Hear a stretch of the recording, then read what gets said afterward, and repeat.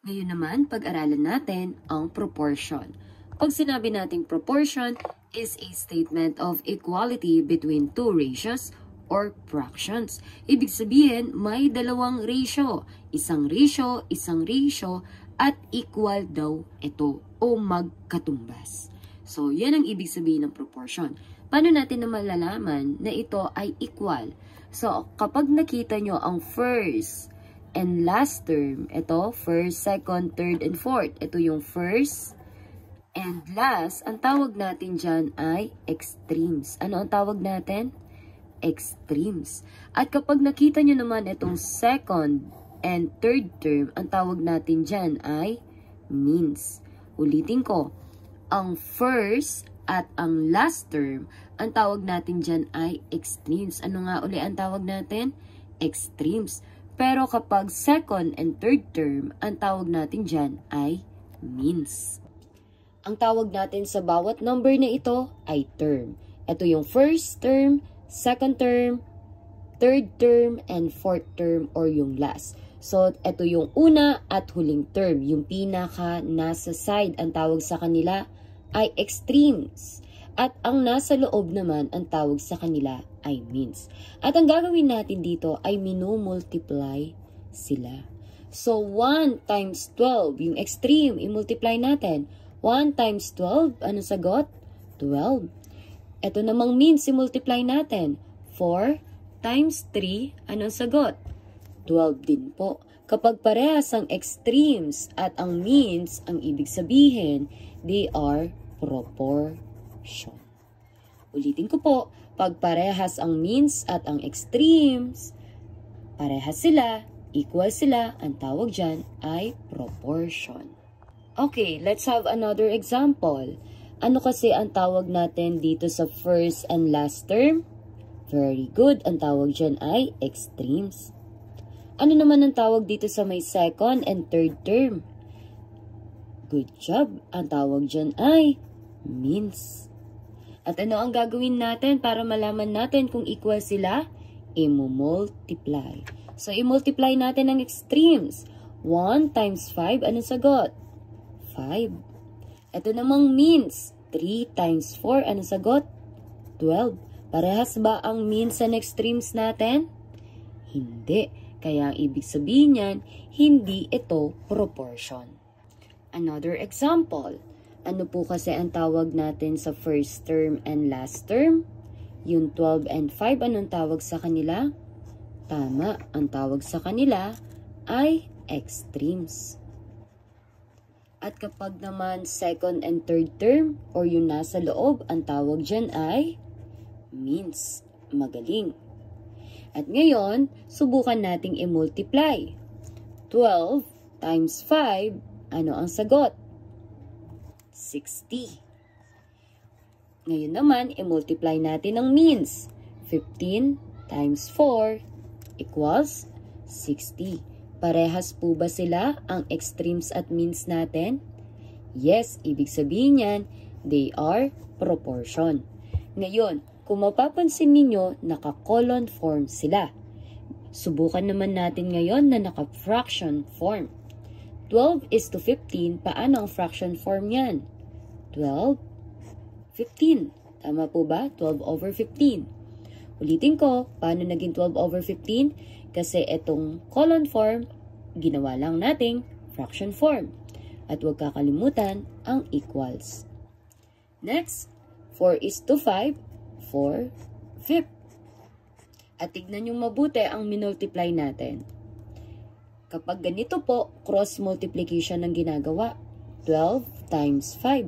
Tulad din nito, ang minultiply natin, yung 12 tsaka 5. At dito naman, ito ang means, yung 15 at yung 4. Ulitin ko, ito ang extremes. Ito ang means. Parehas lang po. 12 times 5, 60 equals 15 times 4, 60. Ibig sabihin, proportion. Ngayon naman, samahan nyo akong hanapin ang nawawalang term. Find the missing term. Paano may nawawalang term? Dahil may unknown number dito. Etong letter na ito, maaaring letter A yan, letter B, or letter X, or letter Y. Depende yan sa gumawa ng tanong. Pero dahil ako ang gumawa nito, gusto ko letter N.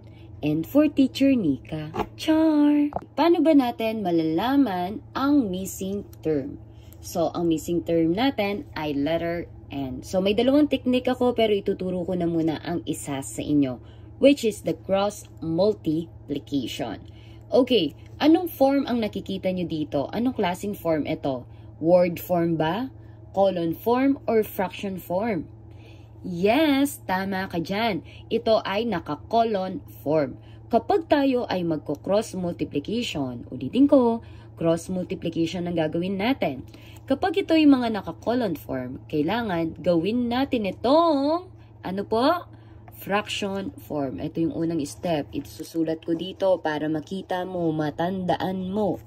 So, ito ay fraction form. So, dahil ito ay naka-colon form, kailangan gawin natin siyang fraction form. So, 1 is to n. Paano gagawing fraction form yan? 1n. Wow, ang galing naman nila. Huwag kakalimutan ng equals. Next, ang 4 is to 12 gagawin nating fraction form, magiging 4/12. Pagkatapos natin itong ma-fraction form, itong mga number na ito na kanina ay nasa colon form, ano susunod na step natin? Very good.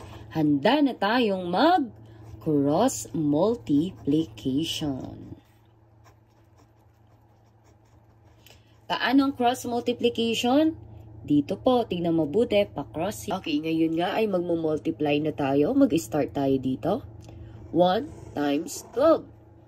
1 times 12 equals 12. Huwag kakalimutan ng equals.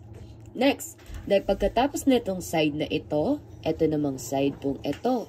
Kaya siya tinawag na cross multiplication. Remember, any number po, kapag nagmumultiply po tayo ng number and letter po or variable, pagsasamahin lang po sila. Okay po, ang unang isusulat natin lagi ay yung number pagkatapos yung letter. So, 4 times n, magiging 4n. Okay, ang sagot natin dito sa cross multiplication ay 12 equals 4n. Pero, tapos na ba tayo? Hindi pa. Kailangan, ang matira na lang dito ay letter n. Kailangan matanggal si 4. Ano kaya ang gagawin natin? Tama, ang gagawin natin ay magdi-divide tayo. At kailangan, ang ipang-divide natin dito sa dalawang ito ay matatanggal ang 4. Ano kaya ang gagamitin nating number para po matanggal ang 4 at matira na lang ang n? Tandaan, alam ko na ang nasa isip mo, may idea ka na, tama ka. Pero bibigyan pa kita ng isang sikreto, ngunit hindi na ito sikreto dahil si-share ko na sa'yo. Tandaan mo, basta kung sino ang kasama ni letter N or nung letter, siya ang gagamitin mong pang-divide. Sino ang kasama ng letter N? Tama, etong 4. At yan ang gagamitin mo pang-divide both sides. So, gagamitin natin, sino ang kasama ni letter N? 4. Very good. At dahil dyan, siya ang gagamitin nating pang-divide both side. Ibig sabihin, both side parehas. I-divide mo dito, i-divide mo din kay 12. Okay, 4 divided by 4. 1. Automatic na siya na 1n. At kapag 1n, hindi na kailangan isulat ang 1. So, automatic, that is n, or kaya slash na natin ito. Next, 12 divided by 4 is equal to 3. Ibig sabihin ng ating missing term ay 3. I-check nga natin ng mabuti kung tama nga. Yung 1, tas yung n, papalitan natin ng 3 kasi yung n daw ay 3. 1 is to 3 equals 4 is to 12. So, i-multiply na natin ang extreme at means. 1 times 12, 12. Yung means naman, 3 times 4 is 12. Parehas ba sila? Ibig sabihin, nakuha natin ang tamang missing term. Ngayon nga, ituturo ko naman sa inyo yung isa na sinasabi ko. kung yung kanina naka-colon form at ginawa natin pang fraction form dahil gusto natin gamitin ng cross multiplication. Ngayon naman, kung gusto nyo naka-colon form lang, pwede po. Ganito ang mangyayari niyan. 1:n equals 4:12. Nasaan si n? Extreme or means siya? Very good. Means siya. At kanino natin i-multiply? Sino yung kapartner niya? Si 4. Kaya i-multiply natin 4 times n. 4 times n will be 4n. Huwag kalimutan ng equals. And then pagsamahin naman natin, i-multiply naman natin ang 1 tsaka 12. 1 times 12 magiging 12. Ulitin ko. Ito ang means. Ito ang extremes. So, pag nakita nyo ng ganito, gagawin na natin ay division or divide. Paano natin matatanggal ang n? Sino ang kasama ni letter n? 4. So, ipandi-divide natin si 4. 4 divided by 4, 1. Hindi na natin kailangan isulat ang 1. N na lang po. Then, 12 divided by 4 equals 3. That's why the answer is 3. The missing term is 3. The same lang po dito. Okay, another example. Meron na tayo ditong colon form at meron din tayo ditong fraction form. So, gamitin natin itong colon form. Hanapin mo yung letter N. Ito si letter N. Extreme or means siya? Extremes. Sino yung kapartner niya? Si 6. So, siya na yung unahin natin para mas maganda na laging si N ang nandito sa unahan. 6 times N will be 6N. Equals, huwag kalimutan. Next, ang multiply natin si means. 10 times 3 equals 30. Pagkatapos nating i-multiply si extreme at means, ang gagawin natin ay kailangan mawala itong kasama ni letter N. At ano ang pag-divide natin? Sino ang kasama ni letter N? At siya ang gagawin nating pan-divide both sides. So, divide 6 at gagawin mo rin dito yung divided by 6. So, 6 divided by 6 is 1. So, hindi na kailangan isulat ang 1. Isulat na lang ang natitirang N equals 30 divided by 6, 5. That's why our missing term is 5. Tignan natin naman sa fraction form. Pag naka-fraction form, cross multiplication ang gagawin natin dito. 6 times n will be 6n equals 3 times 10 magiging 30. Next, ang gagawin natin kapag ganito na, tatanggalin natin si 6 at paano natin matatanggal? Divided by 6. 6 divided by 6, 1. So, matitira ay n. Then, 30 divided by 6 is equals to 5. So, i-check natin kung tama ang sagot natin. 6 is to 10 equals 3 is to 5. So, multiply natin si extremes. 6 times 5, 30. Multiply natin si means. 10 times 3, 30. Parehas ba sila? Ibig sabihin, they are proportion. Okay, next. Another example for colon form. Ito yung naka-colon form at ganito ang itsura niya kapag fraction form.